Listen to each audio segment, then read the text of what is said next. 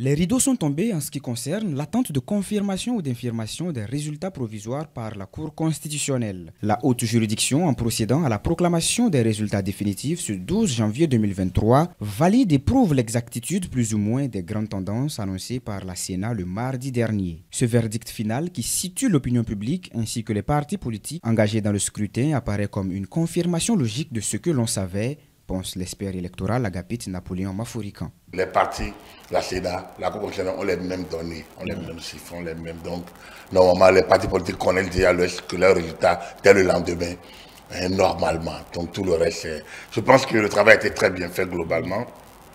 Les documents étaient bien renseignés et donc le résultat d'aujourd'hui montre que, voilà, que il n'y a rien qui bouge. Voilà, c'est bien et c'est presque logique, à mon avis. Agapit Napoléon Maforican fait savoir que la Cour constitutionnelle a pris en compte plusieurs récriminations de certains partis politiques au vu des irrégularités listées et lues par le président Razaki Hamouda Issifou. Des irrégularités qui seraient dues à l'ignorance du bon fonctionnement ainsi que de l'exécution du processus électoral par les agents électoraux plutôt qu'à la maladresse de ces derniers, analyse l'expert électoral. Je pense que la formation des agents électoraux pose un gros problème. Vous savez, l'université d'Abou-Caraïbes forme des administrateurs électoraux.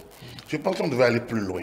J'ai quand même eu un peu de la déception en écoutant ça tout à l'heure, en me disant, mais les années passent, mais on a presque l'impression que les mêmes choses se répètent. L'élection étant une affaire trop sérieuse, puisque permettant de transférer le pouvoir du peuple souverain à des hommes, l'expert électoral Agapit Napoléon Maforican propose cette thérapie pour finir une bonne fois pour toutes avec les irrégularités, ou du moins pour régler ou diminuer un tant soit peu ces irrégularités enregistrées depuis plusieurs années à l'occasion de chaque élection. Il faut confier le gagnant des élections aux spécialistes.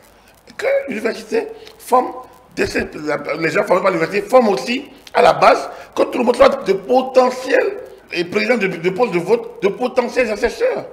Qu'on en ait dans la cité, que ce ne soit pas de manière brutale et anodine, que tel est choisi et qu'on doit maintenant le former en 24 heures. Qu'est-ce qu'on va le former en 24 heures? On sait que dans 3 ans, on doit faire de nouvelles élections. La Sénat qui est là doit pouvoir s'appuyer sur l'expertise normalement de ces administrateurs électoraux, ces experts électoraux, pour former à la base un certain nombre de personnes qui désirent et faire des opérations, des simulations. Les partis politiques désireux de déposer d'éventuels recours en 10 jours à compter de ce vendredi 13 janvier 2023.